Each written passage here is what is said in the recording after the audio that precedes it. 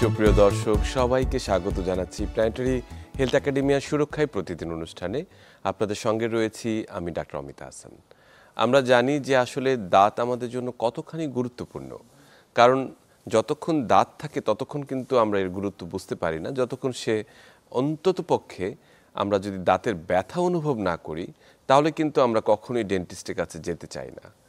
আমরা আসলে এই দাঁতের ব্যথাটি কখন হয়, কিভাবে হয়, এবং আসলে দাঁতের ব্যথা হওয়ার পর কি আমাদের ডেন্টিস্টের কাছে যাওয়া উচিত, নাকি তার আগেই দাঁতের সুরক্ষাটি নিশ্চিত করা উচিত, এই ধরনের নানান প্রশ্ন কিন্তু আমাদের মনে ভিড় করে। এবং একটি তথ্য জানাতে চাই, দাঁতের ব্যথা কিন্তু আসলে ব্যথার মধ্যে অত্যন্ত আমরা বলবো তীব্র একটি ব্যথা, যেটি সহ্য করা কিন্তু ভীষণভাবে মুশকিল।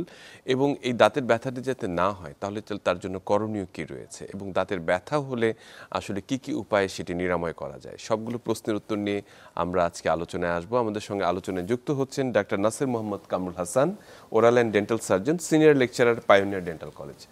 ডাক্তার নাসির, আপনাকে স্বাগত আমাদের অনুষ্ঠানে। ধন্যবাদ আপনাকে। জি, আমরা আসলে যে কথাটি বলছিলাম যে দাঁতের ব্যথা কিন্তু আসলে ভীষণ মানে তীব্র এবং এটি সহ্য করা মুশকিল। আমরা শরীরে যত রকম ব্যথা বলি তার মধ্যে তীব্রতার ক্ষেত্রে কিন্তু দাঁতের ব্যথা অন্যতম। আসলে এই দাঁতের ব্যথার কারণ কি, যেটি মানে কি কি কারণে সাধারণত দাঁতের ব্যথা হয়?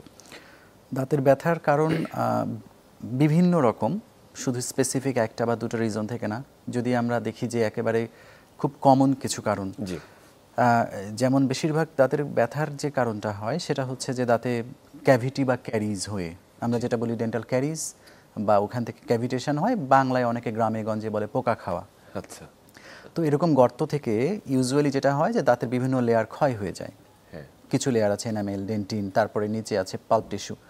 যখন এভাবে একটার পর একটা স্তর ক্ষয় হতে থাকে তখন একটা পর্যায়ে গিয়ে যখন নার্ভ বা পাল্পে এফেক্টেড হয় সেই ব্যথাটা হয় তীব্র ব্যথা। একেবারে তীব্র ব্যথা বলতে এমন ব্যথা সেটা ইউজুয়ালি যেটা পেশেন্ট কমপ্লেন করে থাকে, রোগীরা বলেন যে আমি রাতে ঘুমাতে পারছি না, আমার কান, মাথা, চোখ এগুলো প্রচণ্ড ব্যথা করছে, বা লাস্ট কয়েক রাত আমি ঘুমোতেই পারছি না। এরকম ব্যথার কমপ্লেইনটা নিয়ে আসেন এইরকম কন্ডিশনগুলোতে, যে দাঁতের অনেক একটা ক্যারিজ বা ক্যাভিটি হয়ে সেটা মজ্জা পর্যন্ত এফেক্টেড হয়ে গেছে। হ্যাঁ, এরকম কন্ডিশনে। এছাড়াও যেটা হয় যে অনেক সময় দাঁতে ক্যাভিটি না হয়ে, মানে ক্যারিজ না হয়ে দেখা যাচ্ছে কোনো রকম কালো গর্ত কিছুই কিন্তু নাই, কিন্তু তারপরেও কিন্তু সে দাঁতে ব্যথা হতে পারে। সেটা কিভাবে? সেটা হতে পারে যে আমরা বলি যে অনেকের অ্যাসিডিটি প্রবলেম থাকে, একটু বেশি, কারো কারো একটু বেশি অ্যাসিডিক প্রবলেম থাকে। তো এই অ্যাসিডিটি প্রবলেম থাকলে দাঁতে ইরোশন বলে একটা টার্ম আছে, ইরোশন ডিজিজ। এটা দাঁতের নেক রিজিয়ন, মানে মাড়ির সাথে দাঁতের যে জাংশন, ওই পোর্শনগুলোতে ক্ষয় হতে থাকে, দিনে দিনে ক্ষয় হতে থাকে। এবং ক্ষয় হয়ে ওটা ডে বাই ডে সারফেসটা এমন হয়ে যায় একেবারে স্মুথ, এবং সেটা ক্ষয় হতে হতে একদম পাতলা হয়ে যায়। সেই জায়গাটা কিন্তু প্রচণ্ড সংবেদনশীল হয়। প্রথমে ঠান্ডা পানিতে শিরশির করে, তারপর মিষ্টি খাবারে শিরশির করে, এবং একটা পর্যায়ে গিয়ে সেটা নার্ভের কাছে চলে গেলে সেটার থেকে ব্যথা অনুভূত হয়, এবং সেটাও তীব্র ব্যথা অনুভূত হয়। আবার আরও কিছু কারণ আছে, যেমন হচ্ছে আমরা বলি যে আক্কেল দাঁতের কারণে ব্যথা। এটা কিন্তু আবার যেমন 17 to 18 ইয়ার্স বা 21 ইয়ার্স, 18 থেকে 21 বছর বয়স যখন হচ্ছে তখন কিন্তু ভেরি কমন এই পেইনটা। যে দেখা যাচ্ছে অনেকে কমপ্লেন করে যে হ্যাঁ মাড়ির দিকে প্রচণ্ড ব্যথা হচ্ছে, দাঁতে কোনো গর্ত নেই, কোনো কিছু নাই, কিন্তু ব্যথা হচ্ছে, প্রচণ্ড ব্যথা। তো ওই ব্যথাটা সাধারণত আক্কেল দাঁত ওঠার সময় যে ব্যথা হয় সেটা হয়। আবার এই আক্কেল দাঁত বা থার্ড মোলার বা উইজডম টিথ যেটা আমরা বলি, এটা নট অনলি এই সময়টা, এই পিরিয়ডটা 18 থেকে 21 বছর, নট অনলি দ্যাট, দেখা যাচ্ছে আরও পরেও হতে পারে। দ্যাট মিনস সেটা 30 বছর বয়সে হতে পারে। কেন সেটা হতে পারে? ওই সময় তো দাঁত উঠবে না, বাট যে দাঁতটা উইজডম টিথ বা আক্কেল দাঁত এটা নিচে আছে, বাঁকা হয়ে আছে, পজিশনটা সোজা না, দাঁত যেরকম নর্মাল পজিশন থাকে স্ট্রেট, ওই রকম না, অক্লুশনে নাই, লেভেলটা নিচে, ওই দাঁতটা মাড়ির নিচে আছে, বাঁকা হয়ে আছে, উঠতে পারেনি, স্পেস পায়নি, এরকম কারণে যদি হয় সেই বাঁকা দাঁতটা কিন্তু প্রেশার দিতে থাকে মাঝে মাঝেই, সে পাশের দাঁতটাকে, মাড়ির পাশের দাঁতটাকে গর্ত করে ফেলে প্রেশারের কারণে, প্রেশার ক্যারিজ। যখন এই পাশের দাঁতে আবার গর্ত হয়ে যায়, শিকড় থেকে ওই নার্ভে যখন এফেক্টেড হয়, সেখান থেকেও কিন্তু শার্প পেন, তীব্র ব্যথা এখান থেকে এরকম হতে পারে। আক্কেল দাঁতের কারণে একটা পাশের দাঁত নষ্ট হয়ে যেতে পারে। সো এই জন্য কিন্তু আমরা বলি যে একটু 6 মাস পর পর যদি চেক আপ করে নেন ডেন্টাল সার্জনের কাছে, একদম, তাহলে কিন্তু আমরা একটা ইজিলি একটা এক্সরে প্রয়োজন হলে এক্সরে করে দেখে দাঁতের কন্ডিশনগুলো সব বলে দিতে পারি যে হ্যাঁ আপনার এই দাঁতটা ইন ফিউচার পাশের দাঁতটাকে নষ্ট করবে, রুট সহ আমরা দেখতে পারি। আরও যদি বলি ব্যথার আরও কিছু কারণ আছে, যেমন হচ্ছে ব্রাশিং, আমরা যদি ঠিকভাবে ব্রাশ না করতে পারি, যেটা হচ্ছে সকালে এবং রাতে দুবেলা অবশ্যই ব্রাশ করা উচিত, ব্রাশটা যদি ঠিকভাবে না করতে পারি তাহলে কিছু প্ল্যাক জমে। প্ল্যাক মানে একটা সাদা আস্তর সফট পোর্শন, এটা প্রথমে প্ল্যাক আকারে জমে, কিন্তু এটা যখন আরেকটু বেশি সময় থাকে 48 ঘন্টা 72 ঘন্টা যদি থেকে যায় কোনো দাঁতের কোনায়, ওখান থেকে কিন্তু স্টোন আকারে পাথর জমে। এই পাথর জমে ওই মাড়িগুলোকে আলগা করে ফেলে, অনেকের তখন ব্লিডিং হয়, একটা পর্যায়ে গিয়ে মাড়ি ব্যথা হয়, মাড়ি থেকে রক্ত আসে, কোনো অ্যাপেল বা কোনো কিছু বাইট দিতে পারছেন না, হয়তো দেখা যাচ্ছে রক্তও পড়ছে এবং ব্যথাও হচ্ছে। হ্যাঁ, তো এরকম হতে পারে। আবার হচ্ছে ওই যেটা বলছিলাম যে ব্রাশিংয়ের কারণে, ব্রাশিংটা যদি ফল্টি ব্রাশিং হয়, আমরা বলি যে ফল্টি ব্রাশিং মানে ঠিকভাবে হচ্ছে না, তাহলে সেটার কারণে কিন্তু ওই অ্যাব্রাশন মানে আরেকটা টার্ম হয়, সেটাও কিন্তু দাঁতের বাইরের আবরণগুলোকে, এনামেলটাকে নষ্ট করে ফেলে।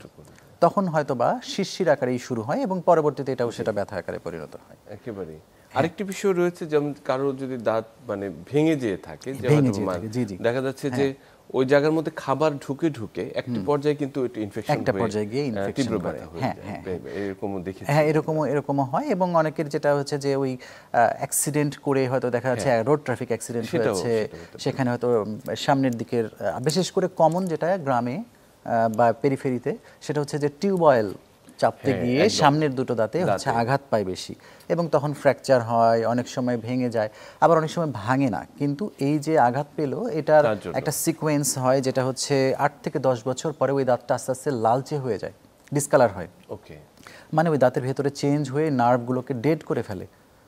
হ্যাঁ, এরকম হয়। কিন্তু আবার যেটা বলছিলেন যে দাঁত ভেঙে যাওয়া, সেটা হচ্ছে অ্যাক্সিডেন্ট হয়ে হতে পারে বা আঘাতপ্রাপ্ত, হ্যাঁ, ফল ফ্রম হাইট হতে পারে, এরকম কারণ হতে পারে, বা দাঁতের ভেতর ইনার সারফেস থেকে কিন্তু ক্যাভিটি তৈরি হতে পারে, বাইরের আবরণ না, ভেতর থেকেও ক্যারিজ হতে পারে।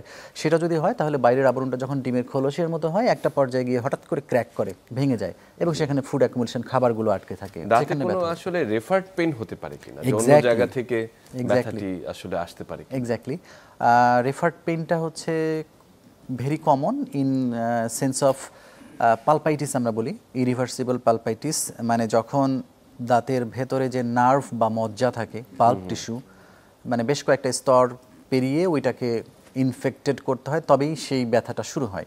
তো সেই ব্যথাটা যখন হয় সেটা শার্প এবং আমরা বলি যে মোমেন্টারি এবং সিভিয়ার পেন, এবং যে ব্যথাটা হয় ওই যেটা বলছিলাম যে রাতে ইউজুয়ালি ব্যথাটা হয়, ওই ব্যথাটা কিন্তু রেফার্ড হতে পারে যে কান থেকে, মানে চোখ, মাথা, সেই সাইডের দেখা যাচ্ছে যে কারো লেফট সাইড বাম দিকের একটা দাঁতে ক্যারিজ ছিল বা ব্যথা হচ্ছে, সেই সাইডের মাথা, চোখ, কান এগুলো কিন্তু ব্যথা হতে পারে। হ্যাঁ, ইভেন দো আমরা অনেক সময় দেখে থাকি যে তার লেফট সাইডে যে হার্ট এরিয়াতেও কিন্তু ব্যথাটা হচ্ছে। হ্যাঁ, যতে বেন হচ্ছে, হার্ট এরিয়াতে ব্যথা হচ্ছে, মনে হচ্ছে দাঁতগুলো মনে একেবারে। হ্যাঁ, তো অনেক সময় এরকম মিসডায়াগনোসিস হয়ে যায় যে হ্যাঁ, হার্টের বোধহয় প্রবলেম। এটা কিন্তু ডেন্টাল পেইন থেকে রেফার্ড পেইন হতে পারে। আরেকটা আছে, আমি একটু এখানে অ্যাড করি, সেটা হচ্ছে ট্রাইজেনাল নিউরালজিয়া বলে। আমাদের এখানে হচ্ছে নিউরোজেনিক পেইন, নার্ভাস রিলেটেড, যে দাঁতে কোনো প্রবলেম নাই, নার্ভে প্রবলেম, এবং সেই ব্যথাটা কিন্তু এতটাই তীব্র যে একটা এসির বাতাসে থাকা যায় না, অথবা দেখা যাচ্ছে যে ঠান্ডার দিনে বাতাস নেওয়া যাচ্ছে না, অথবা সেই ব্যথাটা কোনো কিছু খেতে গেলেই প্রচণ্ড ব্যথা হচ্ছে। তো দাঁতে কোনো প্রবলেম নাই, তার প্রবলেম হচ্ছে নার্ভে। তো এটাকে ট্রাইজেমিনাল নিউরালজিয়া বলে। ট্রাইজেমিনাল নার্ভ আছে, ওই নার্ভে ট্রিটমেন্ট করতে হয়, তাহলে তখন এটা ভালো হয়ে যায়। ব্যথার অনেক আদ্যপান্ত আপনি বললেন যে কি কি কারণে ব্যথা হতে পারে। ব্যথার সঙ্গে আরেকটি ব্যাপারও যুক্ত করেছেন যে দাঁতে শিরশিরে যে ভাবটি হয়, এটা এক ধরনের ট্রিংলিং সেন্সেশন হচ্ছে বা ডেজার্ট হচ্ছে।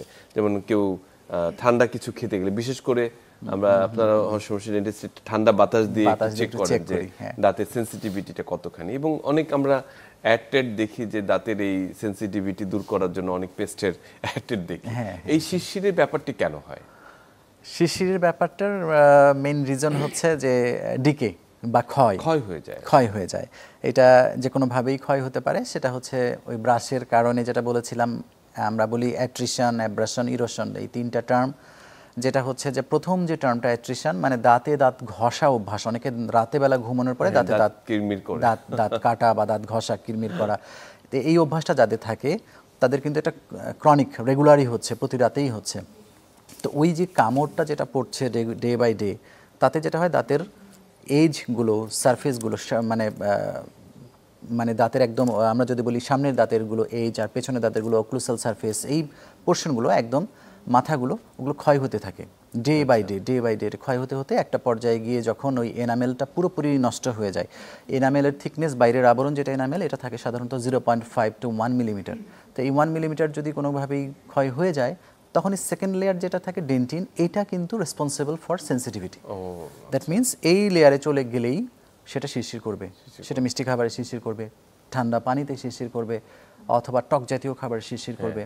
এই খাবারগুলো তখন ওই জায়গাগুলো খাওয়া যায় না। দেখা যাচ্ছে স্পেসিফিক কিছু দাঁতে হতে পারে, আবার কিছু হতে পারে সব দাঁতেই। যাদের কামড় দেওয়ার অভ্যাস, মানে ডিপ বাইট বলে, বা নাইট গ্রাইন্ডিং, রাতে ঘুমানোর পরে কামড় দেওয়ার অভ্যাস, তাদের এটা কিন্তু বেশি হয়, যে ম্যাক্সিমাম সব দাঁতেই হচ্ছে। আবার ব্রাশের কারণে যেটা বলছিলাম, যে দাঁতের নেক রিজিয়ন, মাড়ির সাথে যে জাংশন, ওটাও ক্ষয় হয়ে সেখানেও কিন্তু এরকম শিরশির হতে পারে।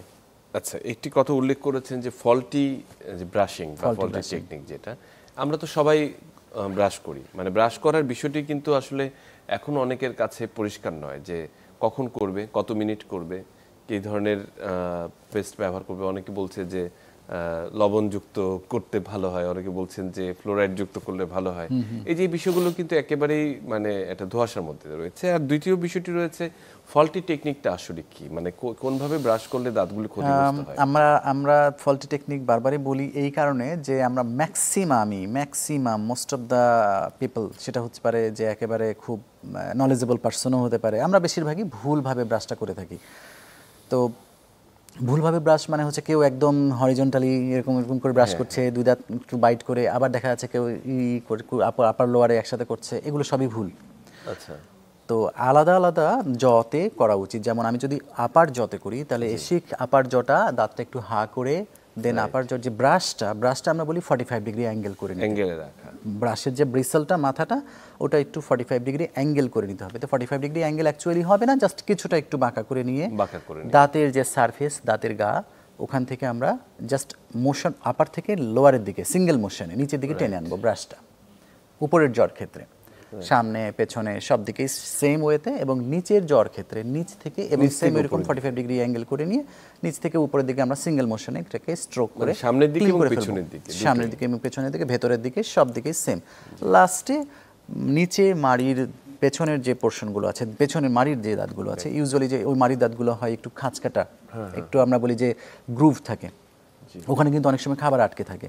তো ওই জায়গাটা ব্রাশটা লাস্টে ওখানে একটু টেনে আনা। তো এই কয়েকটা মেথডে করতে পারলে এই ব্রাশিংটা আমরা বলি আইডিয়াল ব্রাশিং টেকনিক, যেটা কিনা বলা হয় আমরা মডিফাইড বাস টেকনিক বলি। তো এরকমভাবে করলে আমরা ব্রাশটা হচ্ছে অ্যাকুরেট, আর বাকি যেগুলো ওগুলো হচ্ছে সবই ভুল, এবং সেটার কারণে কিন্তু মাড়ি ক্ষয় হয়ে যায়। জি, আমরা তো বেশিরভাগই দেখা যাচ্ছে যে আমরা এই যে রং ব্রাশিং টেকনিকটা ট্রান্সভার্স অনেকটা করে থাকি, এবং ওই যে টাইমটা not more than 2 minute, 1.5 to 2 minute, 1.5 থেকে 2 মিনিট, এটা হচ্ছে রুল অফ 2, 2 মিনিট দুবার ব্রাশিং, এবং 2 মাস। হ্যাঁ, ব্রাশ চেঞ্জের টাইমটাও কিন্তু ইম্পর্টেন্ট। অনেকে একটা ব্রাশই বহুদিন ব্যবহার করছেন, ব্রাশের ব্রিসেলগুলো বাঁকা হয়ে যাচ্ছে, তারপরও চেঞ্জ করছেন না, কিন্তু চেঞ্জ করতে হবে 2 মাস পরে চেঞ্জ করা। এটা নিয়েও আসলে কথা রয়েছে যে একটা সফট ব্রাশ ব্যবহার করব, সফট ব্রাশ, হ্যাঁ, হার্ড ব্রাশটা অনেকেই এই ভুলটাও করে থাকে যে সফট ব্রাশ ব্যবহার করলে তো ক্লিন হবে না, বরং হার্ড ব্রাশটা আমি ইউজ করলে সেখান থেকে দাঁতগুলো থেকে ক্লিন হবে, পরিষ্কার হয়ে যাবে, কোনো কিছু আটকে থাকবে না। কিন্তু না, হার্ড ব্রাশ ইউজ করলে মাড়িগুলো আরো সরে যাবে, মাড়ি সরে গেলে কিন্তু ওই রুট পোর্শন মানে শিকড়ের যে অংশ সেটা কিন্তু এক্সপোজ হয়ে যাচ্ছে, তখন কিন্তু ওই দাঁতগুলো আবার ক্ষতিগ্রস্ত হবে। খুব চমৎকার করে আসলে এই যে প্রাত্যহিক যে কাজটি আমরা করি সেটি ঘুম থেকে উঠে এবং ব্রাশ করতে হবে রাতের খাবারের পর এবং সকালের নাস্তার, আমরা বলে থাকি নাস্তার পরে, কিন্তু ভুল করি সেটা হচ্ছে সকালে ঘুম থেকে উঠেই সবার আগে আমাদের প্রথম কাজটা, কারণ ছোটবেলা থেকে ওটা দেখেছি, টিভিতে অ্যাড দেখেছি, কিন্তু ব্রেকফাস্টের পরে কিন্তু করতে হয়। সেটা আইডিয়াল। আমাদের সঙ্গে একজন দর্শক যুক্ত আছে, তার ফোনটি আমরা নিয়ে নিই। দর্শক, আপনার নাম এবং ঠিকানা জানিয়ে প্রশ্নটি করুন।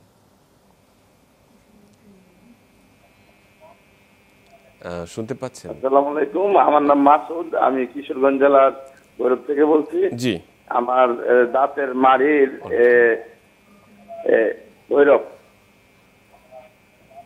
দাঁতের মাড়ির আপনার এই যে নার্ভের সমস্যা, একটা এই 7 নম্বর দাঁত আমার ব্যথা করে। তারপর আমি বিডিএস ডাক্তারের কাছে কয়েকবার গেছি, ওনারা পরে আবার একজন প্রফেসর লেভেলের ডাক্তারের কাছে আমাকে পাঠাইছে, ম্যাক্সওয়েল সার্জনের কাছে। উনি আমাকে টেকনিটল ট্যাবলেট দিচ্ছে হাফ করে 2 বার খাওয়ার জন্য। ওইটা খাওয়ার পরে আমি একটু ভালো ছিলাম, কিন্তু এটা ছেড়ে দেওয়ার পরে আবার ব্যথা। পরে আমাকে বলছিল আরেকজন বিডিএস ডাক্তারের রুট ক্যানেল করে ক্যাপ করার জন্য। তো রুট ক্যানেল করলাম, এখন রুট ক্যানেল করার পর আমার ব্যথা করে। পরে আরেকজন ডাক্তারের সাথে আমি পরামর্শ করছি, বলছে যে আপনি নার্ভের ব্যথা, আপনি এই নার্ভের ব্যথার জন্য ঢাকাতে গিয়ে সেটা কোনো ডাক্তার দেখান, এই দাঁত ফেলে দিলেও কোনো লাভ হবে না। কারণ আমার পরিবার থেকে বলতেছে দাঁত ফেলে দিতাম, ফেলে দিলে কি আমার ব্যথা চূড়ান্ত হবে যাবে কিনা, এটা পরামর্শ চাচ্ছি আপনার কাছে। জি, অসংখ্য ধন্যবাদ মাহমুদ সাহেব। কিশোরগঞ্জ থেকে উনি আসলে সত্যি উদ্বিগ্ন হয়ে জানতে চেয়েছেন যে দাঁতের অনেকগুলো পর্যায়ক্রমিক চিকিৎসা উনি গিয়েছেন, এখন সর্বশেষ এখনো দাঁত ব্যথা করছে, উনি কি করবেন? আচ্ছা, যেটা নার্ভের প্রবলেম উনি একটু ডায়াগনোসিস করেই ফেলেছেন অলরেডি, সেটা প্রপার হোক বা ইমপ্রপার হোক। যদি নার্ভের এরকমই হয়, যেটা বলছিলাম ট্রাইজেমিনাল নিউরালজিয়া, যদি এরকম হয় তাহলে সেক্ষেত্রে কিন্তু গ্রামে বা বাইরে যেটা হয় যে বেশিরভাগই ডায়াগনোসিসটা ঠিকভাবে না করার কারণে যে দাঁতে ব্যথা হচ্ছে ওই দাঁতটা ফেলে দিয়ে দিই, কিন্তু দাঁত ফেললেও কোনো সলিউশন ওনার হবে না এখানে। ওই দাঁতটা যদি উনি ফেলেও দেয়, যেটা বলছে 7 নম্বর দাঁতটা, বা তার পাশের দাঁতও যদি ইভেন ফেলে বা তার আশেপাশের দাঁতও যদি ফেলে, কোনো সলিউশন হবে না, তার ব্যথাটা কিন্তু থেকেই যাবে। বরং যে দাঁতটা ফেলবেন ওটা তার লস। তো এই জন্য ট্রাইজেমিনাল নিউরালজিয়া বা নার্ভের যখন প্রবলেম হবে, সেই নার্ভজনিত যে ডিজিজটা তার ট্রিটমেন্ট করতে হবে। কিছু আছে আমরা মেডিসিন দিয়ে ট্রিটমেন্ট করি, একটু 2 মাস 3 মাসের একটা মেডিসিন দিয়ে দিই। আবার যখন বেশি পর্যায়ে হয়, অনেক বেশি নিউরালজিক পেইন হয়, তখন সেক্ষেত্রে আমরা সার্জারি পর্যন্ত করি বা অ্যালকোহলিক ইনজেকশন দিই, সেক্ষেত্রে রোগী কিন্তু ভালো হয়ে যায়। জি, তাহলে ওনার একজন ওরাল ম্যাক্সিলোফেশিয়াল সার্জনের কাছেই একটু যাওয়া দরকার, এবং সেটা একটু ভালো কোথাও গেলে ভালো হয়। আচ্ছা, ঠিক আছে, তাহলে এই পরামর্শটা থাকলো যে পুনরায় আপনি আবার একটু একজন ওরাল ম্যাক্সিলোফেশিয়াল সার্জনকে দেখান, নিশ্চয়ই সেটি সমাধান হবে ইনশাল্লাহ। আমরা যে প্রসঙ্গটিতে ছিলাম যে দাঁতের যে কমন যে ব্যথার কারণটি আপনি বললেন যে ক্যাভিটি বা ক্যারিজ যেটি বলে, যে এটি কারণেই দেখা যাচ্ছে যে সবচেয়ে বেশি, বিশেষ করে শিশুদের ক্ষেত্রে, বাচ্চাদের ক্ষেত্রে দেখা যাচ্ছে যে তাদের দাঁতের যত্নটি আসলে অনেক সময় আমরা ভেবেই থাকি যে এই দাঁতগুলো তো পড়েই যাবে, কাজে এইগুলো খুব একটা যত্ন করে খুব একটা লাভ নেই। এবং তাদের ক্যারিজ সবচেয়ে বেশি, তারা চকলেট খায়, তারা রাতে দুধ খেয়ে ঘুমিয়ে থাকে, দাঁত ব্রাশ করতে চায় না, অনেকগুলো কারণ রয়েছে। তাদের জন্য আসলে কি করণীয় রয়েছে? বিশেষ করে বাচ্চাদের দাঁতের ব্যথা নিয়ে কিন্তু তারা অনেক ক্ষেত্রে স্কুল যেতে পারে না, স্বাভাবিক খেলাধুলা করতে পারে না। হ্যাঁ, বাচ্চাদের যে দাঁতের ব্যথাগুলো, বাচ্চা যখন অনেক ছোট দেখা যাচ্ছে যে তার বয়স মাত্র 1 বছর বা 8 মাস, 1 বছর, 1.5 বছর, 2 বছর, সে কিন্তু স্পেসিফিক হয়তো বলতেও পারছে না যে তার এই দাঁতে ব্যথা, বা সে হয়তো দেখা যাচ্ছে সারাক্ষণ কান্না করছে বা খেতে চাইছে না, বা সবসময় কান্না করছে। তো অনেক সময় হয়তো মা বাবা তখনও বোঝে না যে দাঁতের কারণেই হচ্ছে। তো ইউজুয়ালি যেটা হয় যে বাচ্চাদের ঘুমের মধ্যে যে ব্রেস্ট ফিডিং করার অভ্যাস, তো যখন ঘুমোতে যদি তারা খেতে যদি ঘুমিয়ে পড়ে, তাহলে যেটা হয় যে এই যে লং টাইম সারা রাত মুখের মধ্যে খাবারটা থেকে গেল, এই ব্রেস্ট ফিড বা যেটাই হোক, যে থেকে গেল, বা অনেকে ফিডার খাচ্ছে, অনেক বাচ্চা, তো এই ফিডার যে খাচ্ছে মিল্কটা, এটা কিন্তু আপনার বেশ স্টিকি এবং কার্বোহাইড্রেট কন্টেনিং, এখানে দেখা যাচ্ছে সুগার কন্টেনিং, এখানে ব্যাকটেরিয়া গ্রোথ হওয়ার চান্স থাকে বেশি। তো সারা রাত যদি মুখের মধ্যে ওটা থাকে ক্লিন না করে, তাহলে কিন্তু এখান থেকে দাঁতটা ডিকে হয় বা ক্যারিজ ফর্মেশন হয়। তো এই জন্য নিয়মটা হচ্ছে যে বাচ্চা যখন রাতে খাচ্ছে বা খাওয়ানো হচ্ছে, মা যে খাওয়াচ্ছেন, খাওয়ানোর পরপরই সাথে সাথে একটু টিস্যু বা কোনো একটু ভেজা কাপড় দিয়ে জায়গাটা একটু ক্লিন করে দেওয়া। আর নার্সিং বটল ক্যারিজ বলি আমরা, এই ক্যারিজটা যেটা হচ্ছে বাচ্চাদের, সাধারণত ছোট বাচ্চাদেরই 3 বছর, 4 বছর, 5 বছর বয়সের যে বাচ্চারা, সামনের কয়েকটা দাঁতই, 4টা 6টা দাঁত একসাথে কালো হয়ে ছোট হয়ে যায়, ভেঙে যায় একসাথে, 4টা 6টা দাঁত একসাথে অ্যাফেক্টেড, এই নার্সিং বটল ক্যারিজ বলি। সেটার মেইন রিজন কিন্তু এই যে আপনার ইউজুয়ালি ফিডার যদি দিয়ে ফিড করে এবং অনেক লম্বা সময় ব্রাশ বা ক্লিন না করে থাকে, তাহলে কিন্তু একসাথে এই দাঁতগুলো ঘুমিয়ে যাচ্ছে। এটা কিন্তু বাচ্চাদের জন্য এরকম হয়।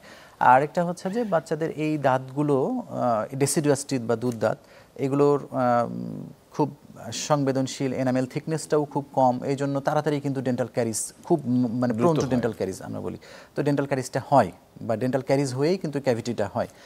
তো যেটা হয়, বাচ্চাদের দাঁত যখন এরকম হয়, প্রথমে একটু ক্ষয় হয়ে যাচ্ছে বা ব্ল্যাক হচ্ছে বা ভেঙে যাচ্ছে, বাবা মা প্যারেন্টসরা কিন্তু খুব বেশি এখানে মনোযোগী হন না, যে ঠিক আছে একটা প্যারাসিটামল, নাপা সিরাপ বা কোনো কিছু খাইয়ে দেন, বা কারোর সাথে একটু ফার্মেসি থেকে একটু কথা বলে দিচ্ছেন, কিন্তু ইগনোর করেন, বাট এটা সবচেয়ে বড় ভুল। সবচেয়ে আসলে বড় কারণ ভুল। হচ্ছে বাচ্চাদের এই দুধ দাঁতগুলো বাবা মার ধারণা যে এটা পড়ে গেলে তো কোনো সমস্যা নেই, তো পড়ে যাবেই একটা সময়, এটা তো পার্মানেন্ট না।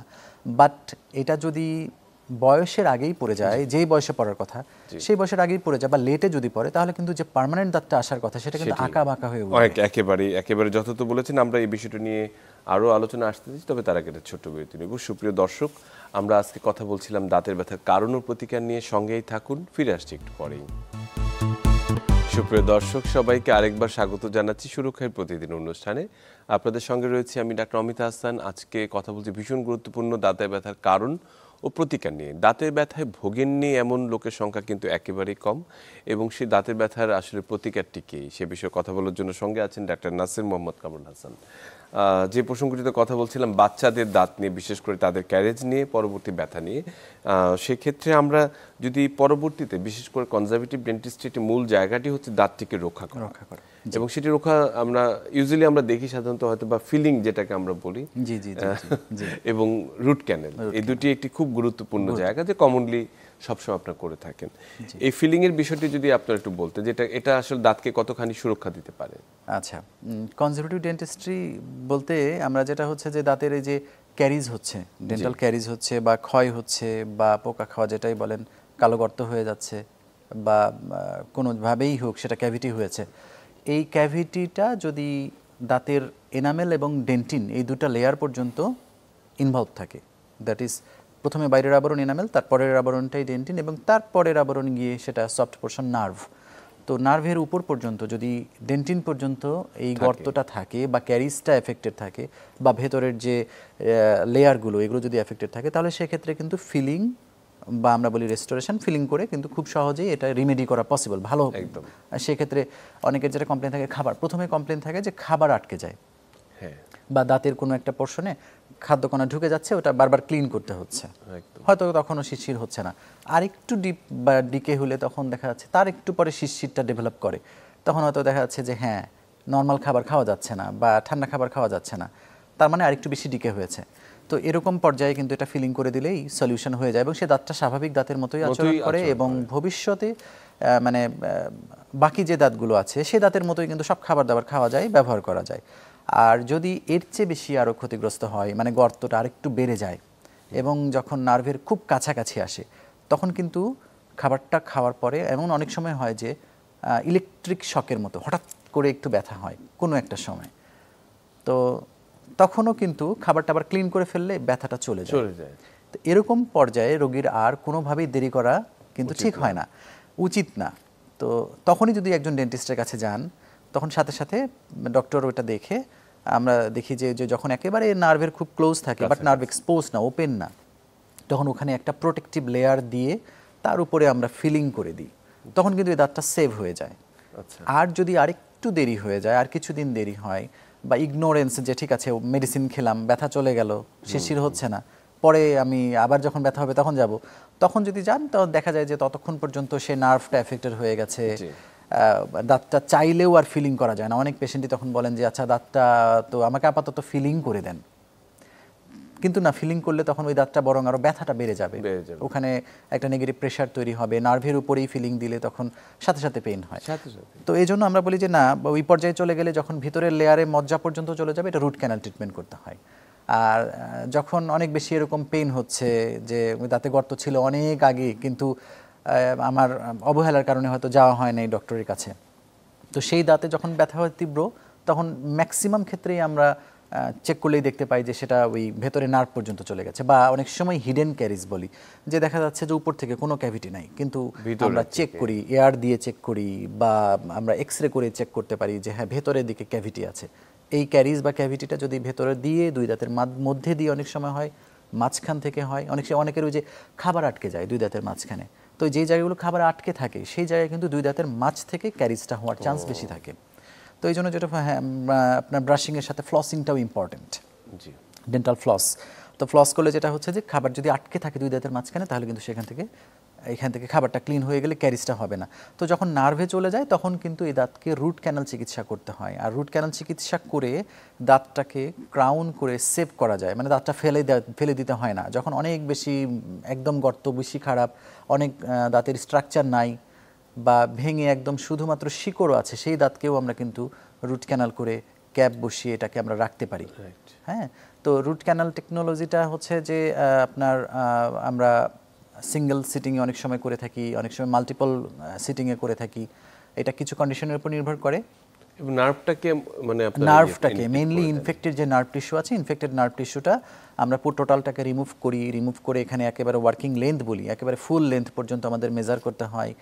এই লেন্থ মেজারমেন্ট করে নার্ভ টিস্যুগুলোকে রিমুভ করতে হয়, করে ওখানে ক্যানাল ড্রেসিং করতে হয় এবং লাস্টে সিল করতে হয়। এই পুরো প্রসিডিউরটাকে রুট ক্যানাল পদ্ধতি নামে পরিচিত। আর সবার শেষে এখানে ক্রাউন বা ক্যাপ করতে হয়। ক্যাপের মধ্যেও আবার কতগুলো ভ্যারিয়েশন আছে, যেমন হচ্ছে মেটাল ক্রাউন আছে মানে সিলভার কালার, আবার আছে কালার ম্যাচিং, দাঁতের রং ম্যাচিং, পোর্সেলিন কালার। আবার এখন আরেকটু ভালো কোয়ালিটির আছে, সেটা হচ্ছে মানে নিউয়ার টেকনোলজি, পোর্সেলিন না, এটাকে বলে জিরকোনিয়া। মানে এটা অনেক হার্ড এবং metal free, totally metal free, একেবারেই পলিশেবল, খুব সুন্দর ন্যাচারাল দাঁতের সাথে ম্যাচ করে যায় অলমোস্ট 100%। তো এরকমভাবে একটা আর্টিফিশিয়াল দাঁত না লাগিয়ে মানে দাঁতটাকে না ফেলে যদি আমরা ন্যাচারাল দাঁতটাকেই রুট ক্যানাল করে রেস্টোর করতে পারি, আসলে এটা দারুণ একটি বিষয় এবং অনেকদিন থেকেই সেটি চিকিৎসার একটি অন্যতম মাধ্যম, বিশেষ করে আপনাদের রুট ক্যানাল করে। কিন্তু অনেকেই আসলে রুট ক্যানালে আগ্রহী অনেক সময় হয় না, বিশেষ করে এটি একটি অনেকের কাছে মনে হয় সময় সাপেক্ষ এবং আর্থিকভাবেও অনেকে হয়তো সমর্থ হয় না। সেই জায়গাটিতে আমরা আসবো পরবর্তী। তার আগে যদি আঁকাবাঁকা দাঁত যেটি আমরা বলি যে অ্যালাইনমেন্টের যদি সমস্যা থাকে সেটি নিয়ে আমরা আসলে কথা বলতে চাই। যে অনেক সময় দেখি যে দাঁতের মধ্যে ব্রেসেস করা থাকে দীর্ঘদিন, সেটি আসলে অনেকের জন্য বিব্রতকর হয়, অনেকের জন্য স্বাভাবিক জীবনযাপন অনেক সময় বাধা হয়ে দাঁড়ায়। এর আধুনিক কোন চিকিৎসা কি রয়েছে কিনা? জি, ব্রেসেস চিকিৎসার মানে অর্থোডন্টিক চিকিৎসা যেটা বলে আঁকাবাঁকা দাঁতের চিকিৎসা, এটাকে অর্থোডন্টিক চিকিৎসা বা ব্রেসেস চিকিৎসার মাধ্যমে ইউজুয়ালি চিকিৎসা করতে হয়। তো ব্রেসেসটা ইউজুয়ালি 1 বছর বা 2 বছর বা আরও বেশি সময় লাগতে পারে, এক এক পেশেন্টের সময় এক একজন ভ্যারি করে। তো এটা দাঁতে সবসময় লাগিয়ে রাখতে হয়। পেশেন্ট ডক্টরের কাছে যান, 2 সপ্তাহ বা 3 সপ্তাহ পর পর ওটাকে চেঞ্জ করতে হয় বা প্রেশার দিতে হয়। কিন্তু নিউয়ার যে এখন কিছু ট্রিটমেন্ট টেকনোলজি আছে সেটা হচ্ছে ক্লিয়ার অ্যালাইনার বলে। ক্লিয়ার অ্যালাইনার এই কারণেই ক্লিয়ার বলে, মানে এটা একেবারেই ট্রান্সপারেন্ট এবং বোঝা যায় না যে এখানে দাঁতে কিছু আছে। আর এটা পেশেন্ট নিজেই চাইলে খুলতে পারেন এবং নিজের মতো করে এটাকে পড়তে পারেন, নিজের মতো করে ইউজ করতে পারেন। এটা জাস্ট দাঁতের পেশেন্টের দাঁতের ইমপ্রেশন নেওয়া হয়, মানে মাপ নেওয়া হয়, এবং সেই মাপটাও কিন্তু কনভেনশনাল মেথডে না, যে না ঠিক আছে আমরা একটা ট্রেতে দাঁতের ইমপ্রেশন নিচ্ছি, সেটা না। এটা কম্পিউটারাইজড আমরা সিটি স্ক্যান অথবা কম্পিউটারাইজড ইমপ্রেশন নিতে পারি আর কি। হ্যাঁ, তো আমরা এই কম্পিউটারাইজড ইমপ্রেশন নিতে পারি, ইন্ট্রাওরাল স্ক্যানার বলে। ইন্ট্রাওরাল স্ক্যানার দিয়ে স্ক্যান করে আমরা মাপটা নিয়ে নিই, মেজারমেন্টটা চলে আসে কম্পিউটারে। দেন ওইখান থেকে আমরা দাঁতের মডেল করে সেই মডেল অনুযায়ী আমরা একটা ডিভাইস তৈরি করে দিই পেশেন্টকে, অ্যালাইনার। এই অ্যালাইনারের প্লেটগুলো পড়তে পারেন পেশেন্ট নিজেই এবং পেশেন্ট নিজেই খুলতে পারেন। 2 সপ্তাহ পর পর চেঞ্জ করতে হয়। তো আমরা ডায়াগনোসিস করি প্রথমে পেশেন্টের, যে এই পেশেন্টের ট্রিটমেন্টটা 1 বছর পর্যন্ত লাগবে নাকি 1.5 বছর লাগবে। এটা কিন্তু আমরা কম্পিউটারেই সে ডায়াগনোসিসটা পেয়ে যাই। যখন কারো 1.5 বছর পর্যন্ত ট্রিটমেন্টটা লাগে, তো আমরা সে 1.5 বছর পর্যন্ত টোটাল এই অ্যালাইনারের সেটটা কিন্তু তৈরি করে দিই একেবারেই প্রথমেই, শুরুতেই, ট্রিটমেন্টের শুরুতেই। তো যেটা পেশেন্টের সুবিধা হয়, পেশেন্ট কোনো একটা প্রেজেন্টেশনে গেলেন অথবা দেখা যাচ্ছে কোনো একটা প্রোগ্রাম, উইডিং প্রোগ্রামে সে অ্যাটেন্ড করছেন, তখন কিন্তু চাইলে সেটা খুলে রেখে সে প্রোগ্রামে অ্যাটেন্ড করছেন, কেউ কিন্তু বুঝতে পারবে না যে সে কোনো ট্রিটমেন্টের মধ্যে আছে। একদমই দারুণ একটি বিষয়, খুব দারুণ। এবং যারা দেশের বাইরে থাকেন তারাও কিন্তু এই ট্রিটমেন্টটা নিতে পারেন, কারণ নিজেই একেবারে সবগুলো 12টা বা 24টা সেট একেবারে নিয়ে চলে যাচ্ছেন, 2 সপ্তাহ পর নিজের মতো চেঞ্জ করছেন। এটা খুবই চমৎকার করে বললেন। দাঁতে ব্যথার আরেকটি বিষয় হিসেবে আমি জানতে চাই যে অনেক সময় আমরা স্কেলিং এর কথা বলি, যে প্রতি কয়েক মাস পর পর যে অনেকে ভয়ে যেতে চান না, যে ওই সময় যে ধরনের দাঁতের মধ্যে যে এক ধরনের অস্বস্তি হয়, আসলে এই ব্যাপারটিকে আরো ভীতিকর থেকে কিভাবে একটু নরমাল করা যায়? হ্যাঁ, আচ্ছা, স্কেলিং ব্যাপারটা হচ্ছে যে এমনও পেশেন্ট আছে আমরা পাই যে লাইফে কখনোই স্কেলিং করেন নাই উনি। যেমন গতকালকেই একজনকে আমি পেয়েছি, হাজব্যান্ড ওয়াইফ দুজনেই এসেছেন স্কেলিং করাবেন। শুধু তাদের কমপ্লেন বলতে তারা এসেছেনই যে আমি স্কেলিং করাবো, দাঁতটা ক্লিন করাবো। তো তার মধ্যে একজন উনি বললেন যে উনি কখনোই স্কেলিং করেন নাই। আরেকজন বললেন যে উনি 4 বছর পরে স্কেলিং করছেন। তো আসলে স্কেলিংটা হচ্ছে আমাদের এটা রুটিন ট্রিটমেন্টের মধ্যেই পড়ে, ডেন্টাল ট্রিটমেন্টের মধ্যেই আসলে পড়ে। এবং আমরা বলি, যেমন আমরা যদি বাইরের দেশে চিন্তা করি, আমি বরাবরই বলে থাকি যে অন্যান্য দেশের চাইতেও ইউকেতে NHS যে ন্যাশনাল হেলথ সার্ভিস, ওরা কিন্তু একেবারে ম্যান্ডেটরি করে দিয়েছে যে আপনি যখনই কোনো হেলথ চেক আপে যাচ্ছেন তখন ডেন্টাল চেক আপের আগেই তারা রুটিন স্কেলিংটা করে নিবে এভরি 6 মান্থস, তারা 6 মাস পরপরই করে নেয়। তো আমরা এখানে বলে থাকি যে 6 মাস থেকে 1 বছর, প্রতি 6 মাস থেকে 1 বছর। 6 মাস থেকে 1 বছর এই কারণে রেঞ্জটা বলি, কারো কারো দেখা যাচ্ছে যে স্টোন জমার ডিপোজিশন যে হারটা এটা কারো বেশি, আবার কারো একটু কম, বিভিন্ন কারণে কম থাকে। তো যাদের একটু বেশি জমে, তাড়াতাড়ি জমে, তাদের জন্য 6 মাস পর পর স্কেলিংটা করার নিয়ম। আর যাদের একটু কম জমে তাদের প্রতি বছরই অবশ্যই স্কেলিং করার নিয়ম। অনেকের বলে থাকেন যে ঠিক আছে আমার দাঁতে তো কোনো প্রবলেম নাই, হ্যাঁ আমার কিছুই হচ্ছে না, ব্যথা নেই, হ্যাঁ আমার ব্যথা নেই বা আমার কোনো কিছুই আমি ফিল করছি না, আমি কেন শুধু শুধু স্কেলিং করাবো। কিন্তু মানে ওই যে ডে বাই ডে আমরা তো প্রতিদিনই খাই, সবসময়ই খাচ্ছি, তো দাঁতের কিছু কিছু এরিয়া থাকে, বিশেষ করে ভেতরের দিকে বা মাড়ির দিকে অথবা পেছনের পোর্শনে বা দুই দাঁতের মাঝখানে, বা কারো দাঁত আঁকা বাঁকা থাকে, ক্রাউডিং থাকে, তাদের ওই দাঁতগুলোর মাঝখানে এখানে কিন্তু খাবার জমে থাকে। এবং সেই খাবারটা মানে আমরা বুঝতে পারি না, হয়তো খাদ্যকণা জমতে জমতে ওটা একটা পর্যায়ে গিয়ে মানে 48 ঘন্টা 72 ঘন্টার পরে স্টোন আকারে জমা হয়। এই হ্যাঁ প্ল্যাক থেকে স্টোন, তো ডেন্টাল স্টোন বা আমরা ক্যালকুলাস বলে থাকি, এটা কিন্তু মাড়িটাকে আলগা করে ফেলে, মাড়িটাকে দুর্বল করে, একটা পর্যায়ে গিয়ে মাড়িটা অ্যাটাচমেন্টটাকে সরিয়ে ফেলে। এবং গাম, যেটা জিঞ্জিভাইটিস বলে, গাম মানে মাড়ির প্রদাহ, ব্রাশ করলে ব্লিডিং হতে পারে। এবং সেখান থেকে কিন্তু দাঁতগুলো অনেকের অল্প বয়স, দেখা যাচ্ছে যে 25-30 বছর বয়স, কিন্তু বেশ কয়েকটা দাঁত কিন্তু নড়বড়ে হয়ে যেতে পারে। একদম। তো এটা কিন্তু মানে আমাদের কিন্তু উচিত রেগুলারই এটা করা, বাট এইটার কারণে একটা ভালো দাঁত কিন্তু নড়ে যেতে পারে। তো আর আরেকটা সুবিধা হচ্ছে যদি রেগুলার স্কেলিং করা হয়, তাহলে দাঁতে যদি ক্যারিজ বা কোনো যেটা আমরা বুঝতে পারছি না, আমাদের অজান্তেই তৈরি হচ্ছে, তাহলে কিন্তু সেটা সহজেই ওটা আমরা ক্লিন করার মধ্যে আমরা দেখতে পারি এবং ট্রিটমেন্টটা শুরুতেই নিতে পারি। অন্তত বছরে একবার অন্তত স্কেলিং করা উচিত, এটি একেবারে দরকার। এবং একই সঙ্গে দাঁতের অন্যান্য সমস্যাগুলো আছে কিনা সেটাও কিন্তু ডিটেক্ট করা সম্ভব। আমরা একটু আমাদের হাতে একেবারে সময় কম আছে, যদি শেষ পর্যায়ে একটু আলোচনা করতে চাই দাঁতের অপচিকিৎসা নিয়ে। বিশেষ করে প্রান্তিক জনগোষ্ঠী, তারা কিন্তু সবসময় ডেন্টিস্টের কাছে পৌঁছাতে পারেন না, তার আগেই দেখা যাচ্ছে যে দাঁতের সুরক্ষা কি করবেন, দাঁতটিকে ফেলে দেন। জাস্ট সংক্ষেপে আমরা জানতে চাই যে আসলে এই অপচিকিৎসা থেকে কিভাবে রক্ষা পাবো। আচ্ছা, তো আমরা প্রথমে বলে থাকি যে BDS ডিগ্রি আছে এমন কারো কাছেই আপনারা ডেন্টাল চিকিৎসার জন্য যাবেন, কারণ BDSই একমাত্র ডিগ্রি যেটা হচ্ছে রেজিস্টার্ড ফর ডেন্টাল ট্রিটমেন্ট। তো আপনারা গ্রামে বা শহরে বা ঢাকায় যেখানেই থাকেন, যে ডক্টরের কাছে যাবেন উনি BDS ডিগ্রি হোল্ডার কিনা সেটা আগে চেক করে নেবেন। আর খুব সহজেই কিন্তু BMDC যে ওয়েবসাইট আছে সেখানে চেক করেও কিন্তু আমরা যেতে পারি।